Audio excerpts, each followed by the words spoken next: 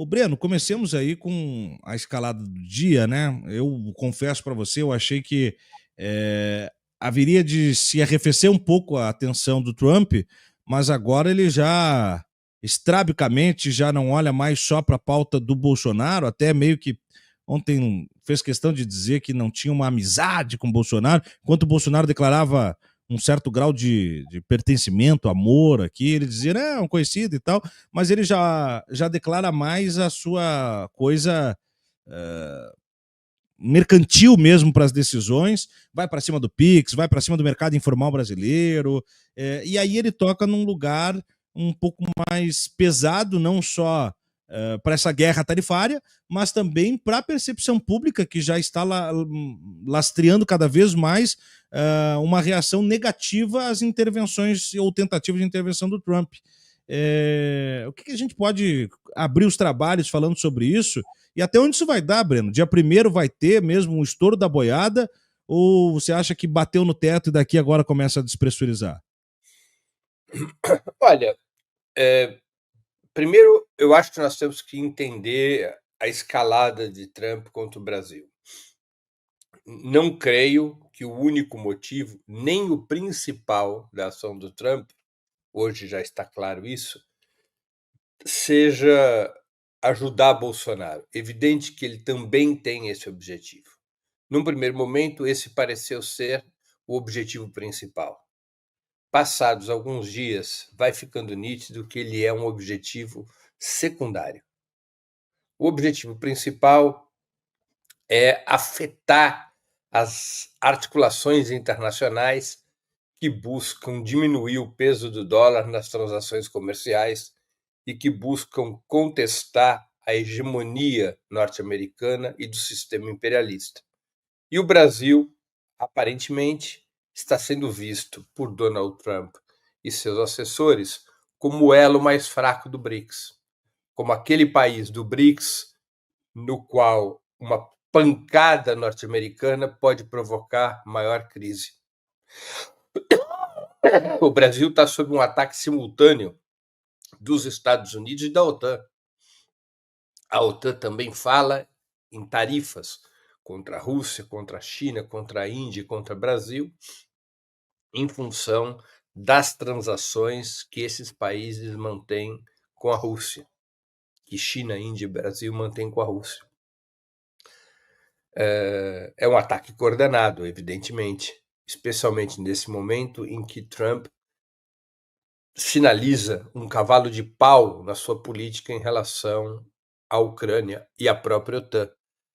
Donald Trump dá sinais de que estaria pacificando suas relações com o restante do sistema imperialista, depois de, nos primeiros meses do seu governo, ter sinalizado com uma certa dissociação dos Estados Unidos em relação àquele bloco militar e em relação à guerra na Ucrânia.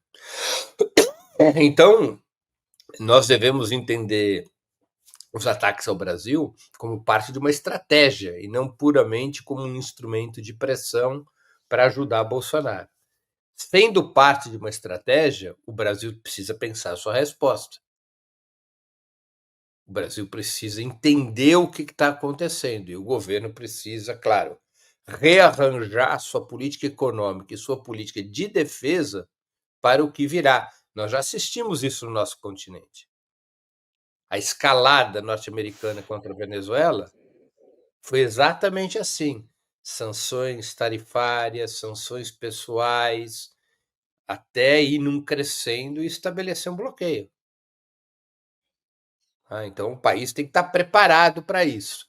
Por exemplo, o país não pode ter tanta restrição fiscal em um cenário de sanção.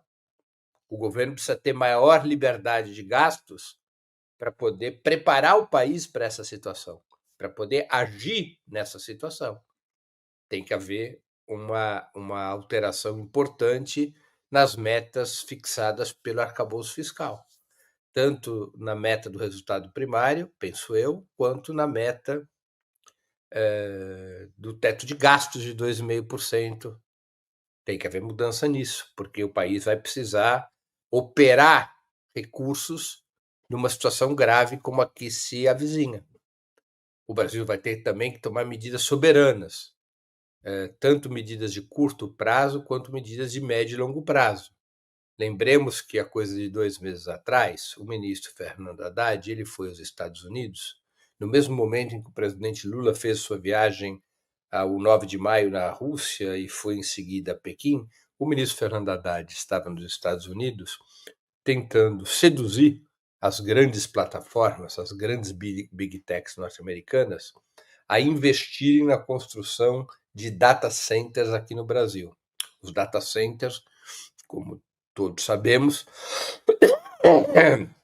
são as nuvens, né? Quer dizer, são os espaços nos quais todos os dados de toda a computação são armazenados. Os dados individuais, os dados públicos, a partir do qual se move a economia contemporânea. Era um projeto de investimento gigantesco em data centers, que teria o controle dessas big techs norte-americanas. Um projeto como esse tem que ser abandonado. Evidente que o Brasil não pode ter data centers com participação norte-americana. Isso está muito claro. O Brasil terá que ter seu próprio, terá que investir por conta própria na construção desses data centers, buscando tecnologia de países amigos. E os Estados Unidos sinalizam claramente que não são mais um país, se é que um dia foram, não são um país amigo do Brasil. Então, é um exemplo de medidas que o governo tem que tomar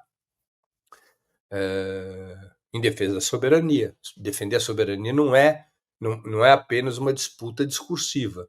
Ela exige medidas de proteção da economia e de proteção dessa própria soberania, tanto em termos tecnológicos quanto em termos militares. O Brasil tem que reorientar toda a sua política de defesa, especialmente a sua política de aquisição de armas, equipamentos, munição e tecnologia no terreno militar. Não pode ter dependência dos Estados Unidos e nem dos países associados aos Estados Unidos. O Brasil terá que recompor a sua política de defesa com países amigos, Rússia e China em especial. São mudanças muito importantes diante de uma escalada que tem uma conotação geopolítica, uma conotação estratégica e não meramente de pressão sobre o caso Bolsonaro. É claro, Tiago, que nós podemos ter muitos vais e vens nessa história, né? O Trump não é propriamente alguém que preze pela estabilidade, né? Ele gira para um lado e para o outro com muita facilidade. E também temos que levar em conta que o bolsonarismo se encontra numa encalacrada aqui no Brasil. O tiro saiu pela culatra. As pesquisas já mostram, tanto a pesquisa da Atlas Intel ontem, quanto a pesquisa da Quest hoje, mostram que as ameaças de Trump de estabelecer o tarifaço em 1º de agosto ajudou o presidente Lula a recuperar a popularidade. No caso da pesquisa Quest, o saldo de imagem do governo, que é um cálculo que se faz descontando da aprovação à desaprovação, houve um estreitamento em função da melhoria da popularidade, da melhoria da aprovação e da queda da desaprovação, houve um avanço do governo de 7 pontos, um avanço importante. Né? Embora ainda continue negativo, o sentido das curvas mudou. Menos gente está desaprovando, mais gente está aprovando. Tudo isso depois das ameaças de Donald Trump. O Bolsonaro vê também aliados potenciais, como os partidos do Centrão, se afastarem. Até mesmo o governador Tarcísio de Freitas tem que acabou por adotar uma política dúplice que gerou conflitos com Eduardo Bolsonaro. Então, nesse cenário, não me surpreenderia se Jair Bolsonaro e seu entorno tentassem uma manobra e essa manobra viesse até a ser momentaneamente aceita por Donald Trump, Qual é a manobra? Eles solicitarem o fim do tarifaço, para posarem ao país como aqueles que resolveram o problema. Não me surpreenderia se o bolsonarismo fizesse isso. Então, é uma situação ainda sujeita a vais e vens, mas ela sinaliza muito claramente, Tiago, que o Brasil virou alvo da escalada norte-americana para deter a decadência da sua hegemonia. E o Brasil precisa agir em consonância com essa nova realidade. Esse agir, Breno, pode ser encarado como uma aceleração dos planos do BRICS, em especial pela desdolarização? Olha, isso em termos gerais, sim, mas o Brasil tem lição de casa a ser feita. Uhum. Tá? O Brasil precisa olhar para a sua economia e para a sua defesa e reduzir drasticamente seus laços com os Estados Unidos e seus aliados. Drasticamente.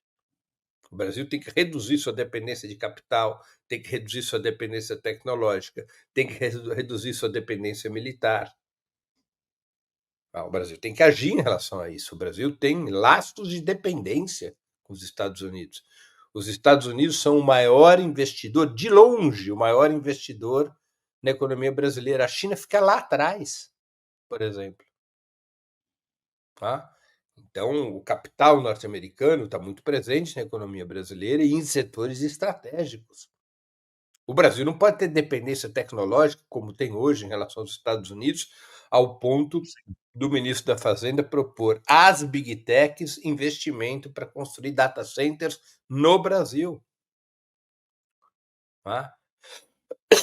A vida acadêmica brasileira, especialmente na área das ciências duras, também na área das ciências humanas, né? Mas especialmente na área das ciências duras, é cheia de conexões com os Estados Unidos.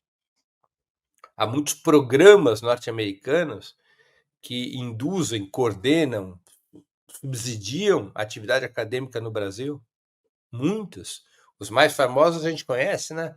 Aqueles que são de âmbito privado, Fundação Ford, Open Society, mas tudo isso tem que ser revisado. Tudo isso tem que ser revisado. Nós estamos num outro patamar da relação dos Estados Unidos com o Brasil. É uma relação ofensiva. E o Brasil não pode esperar pelas decisões comuns do BRICS, que são importantes e que devem ser aceleradas, mas o Brasil precisa fazer a lição de casa. E para fazer a lição de casa, repito o que eu disse há pouco, o Brasil precisa relaxar as restrições fiscais. O governo precisa ter recursos para avançar nessas áreas e também para poder reforçar o apoio do povo ao governo. Ou seja, precisa adotar mais rapidamente e mais profundamente programas que gerem empatia, satisfação popular, que melhorem a vida das pessoas. E que melhorem setores estratégicos. Como é possível o país ser soberano se as universidades estão destroçadas e submetidas a um contingenciamento férreo de 31% das verbas desse ano? Como é possível isso? É.